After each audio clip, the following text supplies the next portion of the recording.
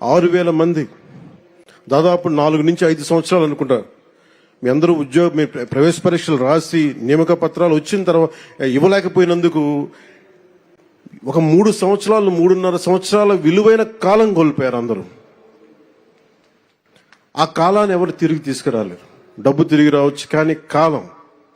ఎందుకంటే 6,000 మంది మీరు మాట్లాడుతూ ఉంటే, ఒక్కొక్కరు ఇక్కడ కూర్చున్న 6,000 మంది మీ తల్లిదండ్రులు, ఒక్కొక్కరి కష్టాలు, ఎక్కడో అల్లూరు సీతారామరాజు జిల్లా నుంచి కావచ్చు, అనంతపురం జిల్లా నుంచి కావచ్చు,